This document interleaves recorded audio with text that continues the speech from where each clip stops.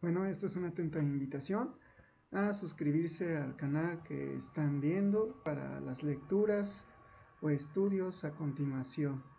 Pues agradezco mucho su atención y pasamos a lo siguiente.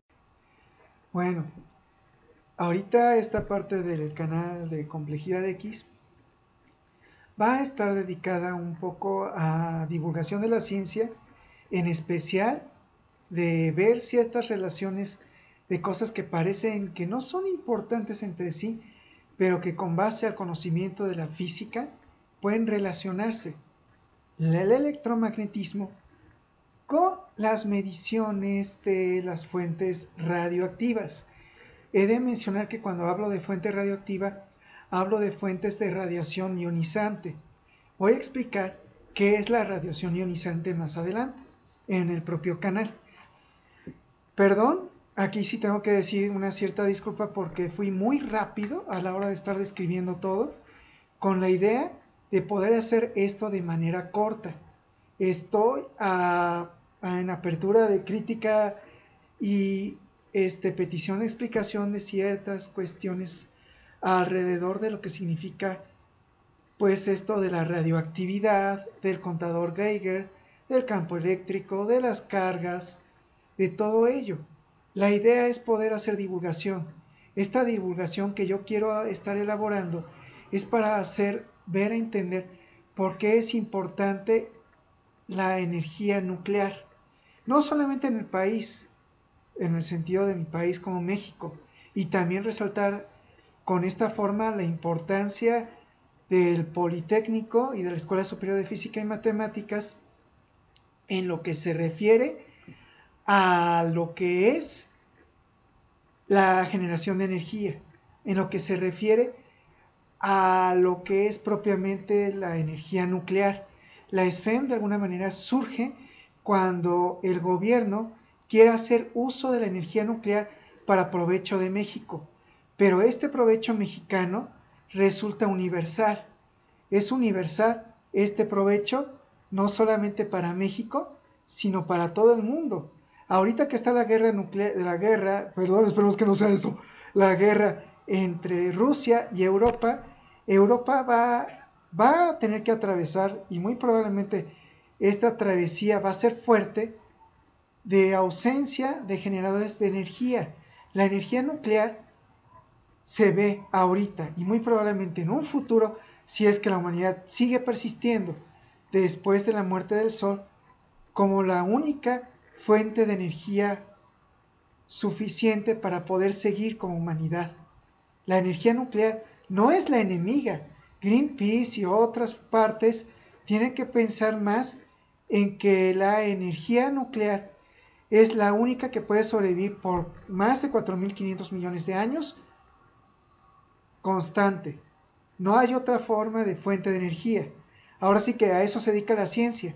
Eso es lo que hemos buscado los físicos, los físico-matemáticos, hasta incluso los ingenieros nucleares y otro tipo de ingenierías. Estamos buscando cómo poder obtener otras fuentes de energía que sean suficientes para la equidad económica. Necesitamos al final, en cierto tipo de econofísica, fuentes de energía constantes que excedan a lo que se consume. De hecho, eso es lo que se necesita para la vida. Esto es parte de la biofísica. Bueno, sin más que decir, en cuanto al video, provecho por verlo y gracias por la atención hasta el final. Muchas gracias. O eléctrica es como la fuerza gravitacional expuesta por Newton, que nos dice que la fuerza gravitacional es directamente proporcional, eso significa directamente proporcional al producto de las masas e inversamente proporcional al cuadrado de las distancias.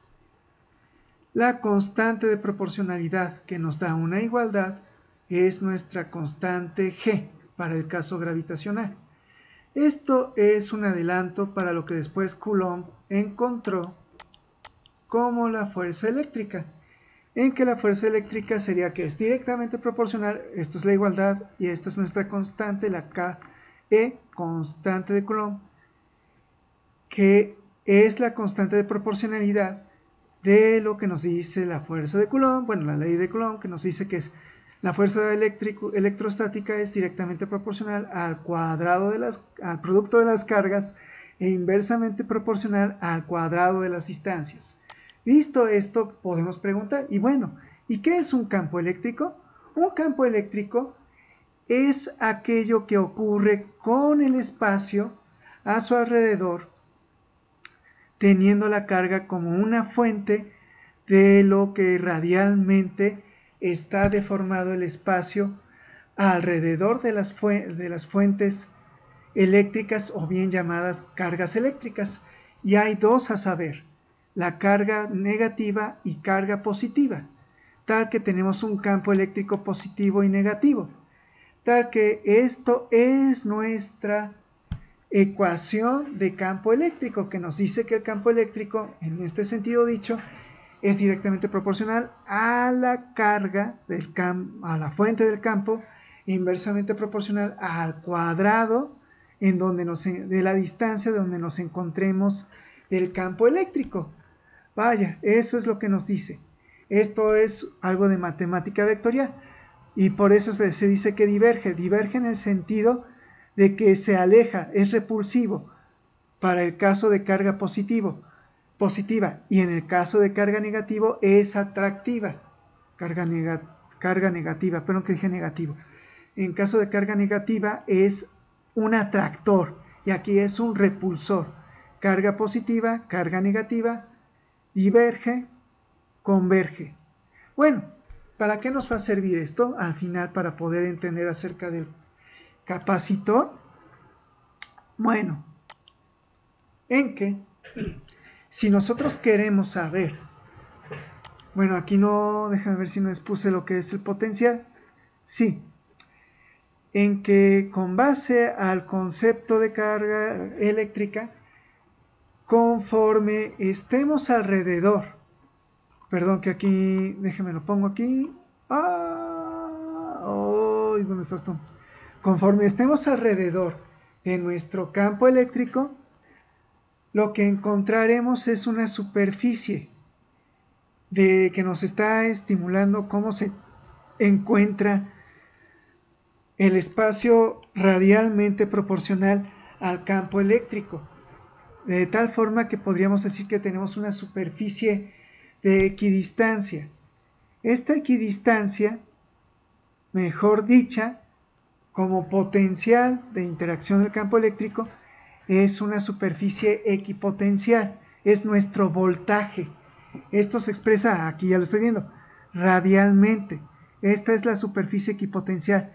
Esta curva es en sí una circunferencia alrededor de nuestra fuente de campo, tal que nuestro campo es descrito por estas flechas, ya sea de entrada o de salida, dependiendo de nuestra carga. Si es negativa, es obvio que se dirige hacia la carga. Esta superficie o voltaje alrededor del campo nos da una superficie equipotencial, nuestra circunferencia, de lo que, con base a la matemática, se puede hallar una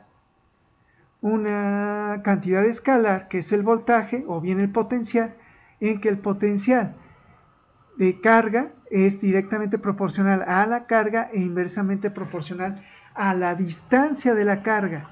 Según la distancia, puede ir disminuyendo nuestro potencial, nuestra superficie equipotencial será cada vez más y más débil.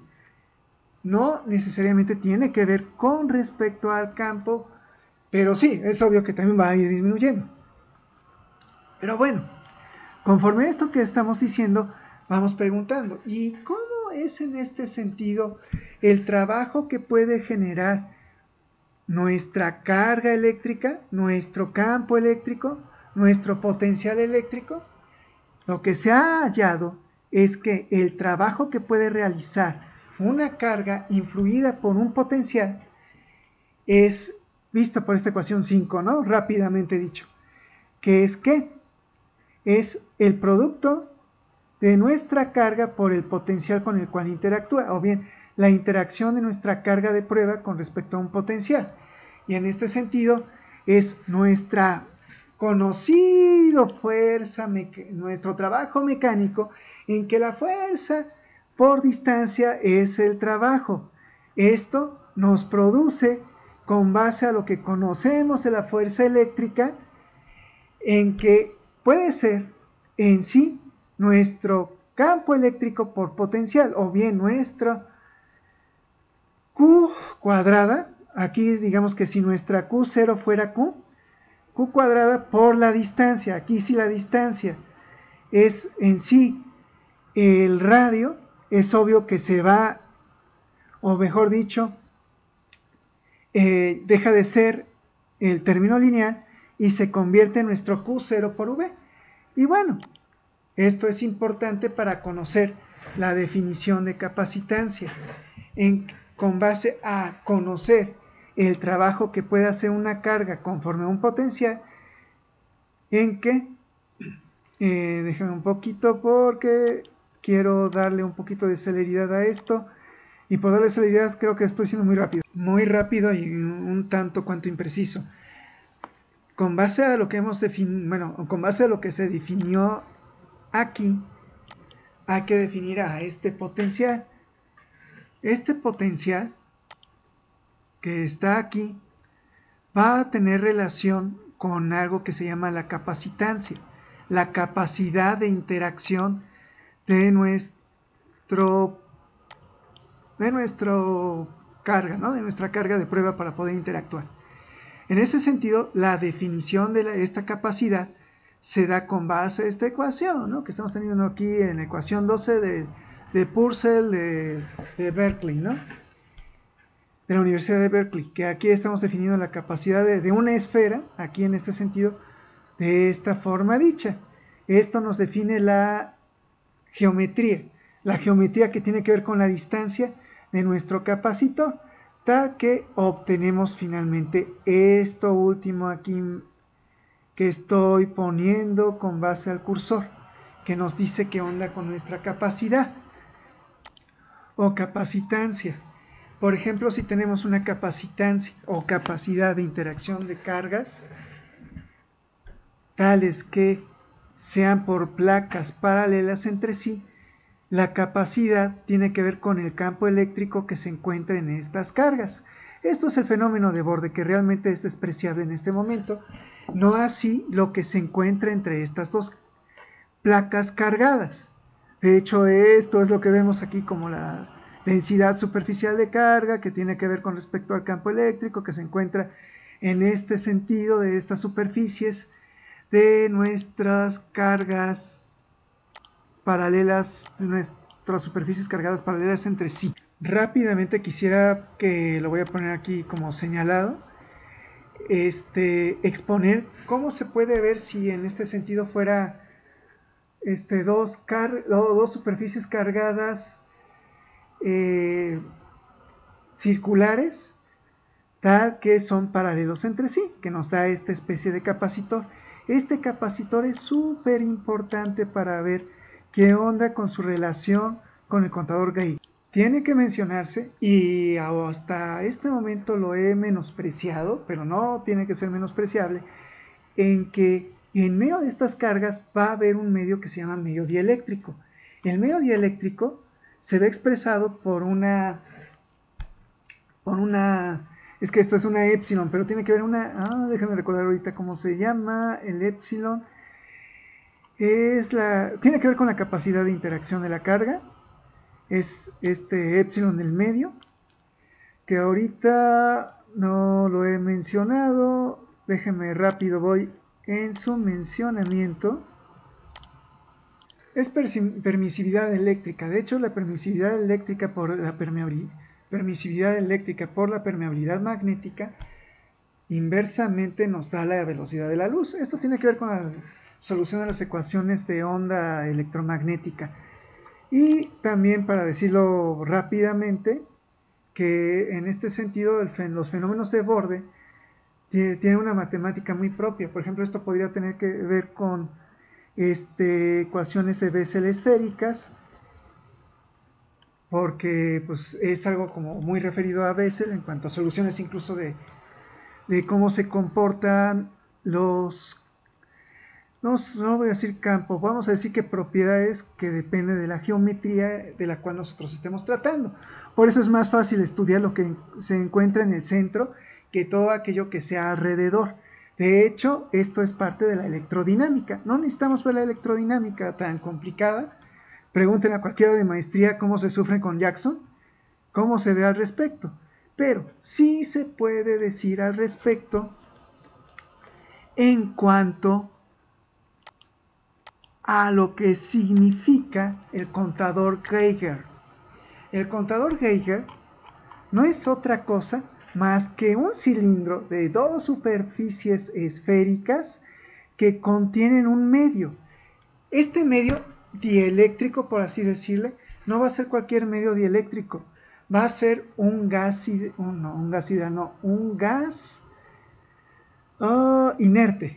un gas inerte. El gas inerte, de llegar la radiación cósmica de fondo, va a producir una radiación ionizante. Mejor dicho, no va a producir radiación ionizante, la radiación ionizante es la que llega. Va a ionizar el medio. ¿Qué significa ionizar? Voy a tratar de decirlo rápidamente. Va a producir un efecto fotoeléctrico. Va a llegar la radiación ionizante, aquí es donde llega la radiación ionizante, y ¡pum! Arranca un electrón del átomo. Al arrancar este electrón, como nosotros sabemos, por ejemplo, de las fotoceldas, se va a producir una diferencia de potencial que se puede amplificar, tal que nos va a dar una una corriente eléctrica.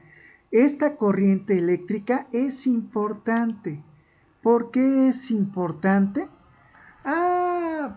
Por lo que sabemos que finalmente nos produce.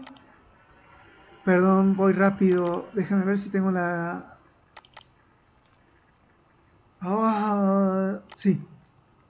Lo que nos produce cuando llega aquí la radiación ionizante, ya sea por acá o acá, finalmente tiene que llegar al medio, que está aquí en medio de estas dos placas eléctricas, y va a producir una corriente. Esta corriente eléctrica es la que nos va a permitir obtener este chasquido, este famoso chasquido, por causa de la ionización.